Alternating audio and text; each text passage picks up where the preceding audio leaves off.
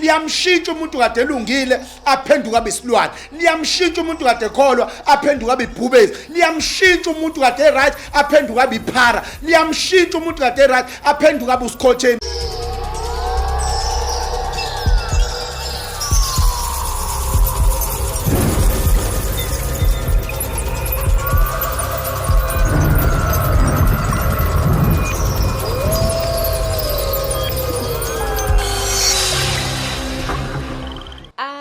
Ukwamukela mkhulu kwiKZN podcast egama lami nguNobelungu and siyajabula ukuba nawe la. We coming live in Morningside in our studios and namhlanje siphethe ubaba who happens to be isangoma umthandazi inyanga othe he's everything in between and babu Mhlongo asikwamukele. Wasibingelele kakhulu KZN sesingaphakathi asifika ngasigalelekile. Uyakuzwa nawe nokushisa endlini ukuthi sikhona. Sesiswele impela. Kambe mkhulu uthola kwemgababa? Yes, sike emgababa lesikhona area 7 mawehla nje kamthathele esitolo ubuza kaMhlongo ezangomeni la ekusontwa khona akekho ongekakutshela ngisho iphara ngisho isulumane langakhona ngishoni umuntu odla ubhiyo yokutshela ukuthi kaMhlongo ezangomeni eziningi kuphi. Okay, umkhulu kambe uthola kwephi number? Asibambe 0780 11 71 063. Yes.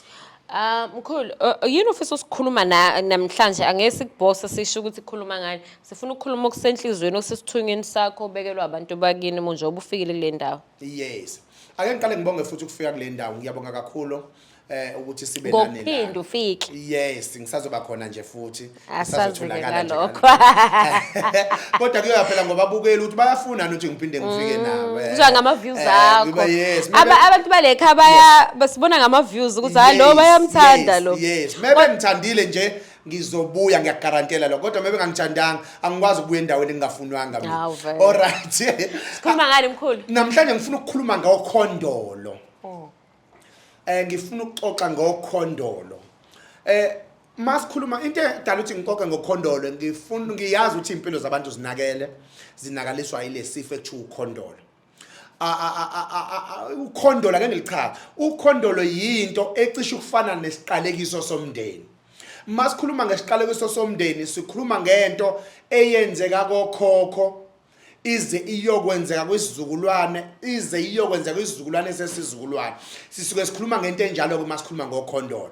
Sikhuluma ngokuthi masikhuluma ngokhondolo makuthiwa kukhona into ewukhondolo ekhaya ukuthi abantu bayofa ngezingozi la ekhaya. Wonke umuntu ephela ngengozi. Wonke umuntu eshona ngengozi yemoto ngenxa ukuthi ukhondolo alizange luvalwe kwaseqaleni kade lenzeka kumuntu oqala. Masikhuluma ngokhondolo sikhuluma ngokuthi mekwaba khona ukhondolo lokudekhaya akekho umuntu oyogana. Ngempela kuyoba njalo uyothi umuntu esolotsholiwe waqedwa ukuphela umendo mase kufanele ashade ngenxa ukuthi ukhondolo into eyanqunywa kwaseqaleni.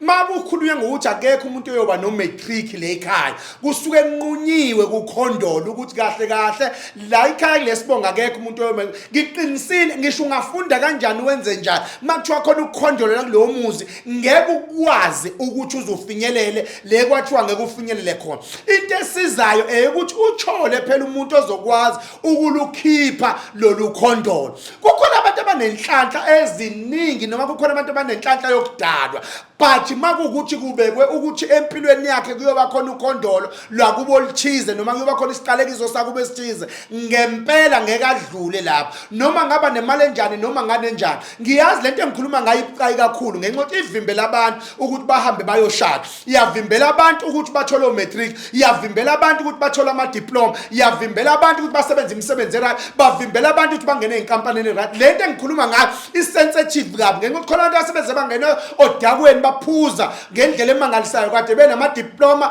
benazo zonke izinto ekufana ngabe bahonesi ekufanele ngabe bahothisha ekufanele ngabe babameli manje kodwa ngenxa yokhondolo lasekhaya iyaphela impilo yabo kugelekeqenya. Ngifuna ukukhuluma ngalento ngenxa ukuthi kufana nokuthi thina sakhizwe njengabalaphi bendabuko mangabe sibona izwe linakala nathi siyathinteka lapho ngoba njoba nathi siphakathi ezweni siyakujabulela ukubona abantu beqhubeka bephila impilo ezirathi ngoba umsebenzi wethu ukuthi silekelela abantu sibakhulise bahamba phambili. Into edathi ngikhulume lento ingenxa ukuthi emzini eminingi engihamba ngilapha kuyona engihambe ngisebenza abantu engihambe ngibhulela abantu engihambe ngikhipha abantu izilwane engihambe ngibethelela abantu engihambe ngenza zonke izinto ikhondolo into ekhona ukhondolo ilona elixake kuyona yonke lo mizi ngifuna ukusho into eyodwa ukhondolo aluluhle lumbi ngendlela emangalisayo ngenxa ukuthi liyamshintsha umuntu kade elungile aphenduka abesilwane liyamshintsha umuntu kade ekholwa aphenduka abibhubezi liyamshintsha umuntu kade right aphenduka abiphara liyamshintsha umuntu kade right aphenduka abusikhotheni masikhuluma ngokhondolo sikhuluma ngesilwane esimangalisayo ngenxa ukuthi lifana nokuthi siqalekiso somndeni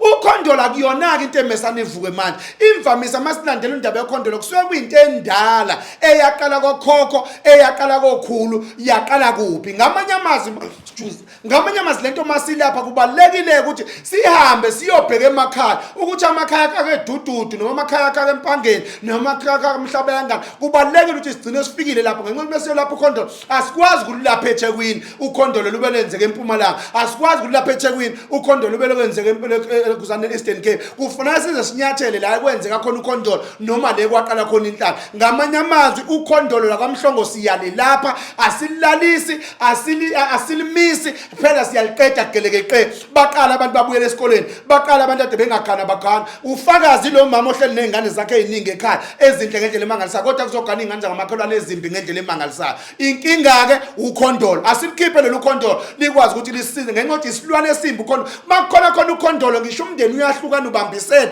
bahlukana abantu kube khona zahamba bayohlala emkashweni abanye bayohlala endaweni ezihlukehlukene ngenxa yokuthi ukhondolo lekhaya kwanquna ukuthi lekhaya nisoze nakwazi ukuthelana amanzi anisoze nakwazi ukuhlala endlini eyodwa anisoze nakwazi ukuzwana abanye abantu ukhondolo khona umsebenzi wamama efanele wenziwe washona umsebenzi wababa efanele wenziwe washona njalo uma bekubamba imatching bazohlanganisa bathi bahlala phansi babonisana njengomndeni baxabane bahambe nombana abhekele inkinga ukhondolo ukuthi kukhona into yambiwe la lekhaya eyinkinga kubantu abaphila lekhaya soke ukhondolo alulashwa ngendlela emangalisayo ngenxa ukuthi awukwazi ukuya phambili makhona ukhondolo empilweni yakho yiloko nje sifuna ukukhuluma ngayo nekade sifuna ubatshela balaleli ukuthi ukhondolo into elaphekayo ukhondolo into ekhishwayo ekhaya ifana namanzi amnyama makuthiwa hlasela amanzi amnyama ekhaya ngisho kanjani ngisho ngamuhle kanjani umuntu ngisho ngasifunda kanjani ngisho kanjani ngeke yenzeke into ayifunayo ngenxa ukuthi kusuke kufana ukuthi akubusi yena kubusa lento engaphakathi nokhondolo ke noma kanjani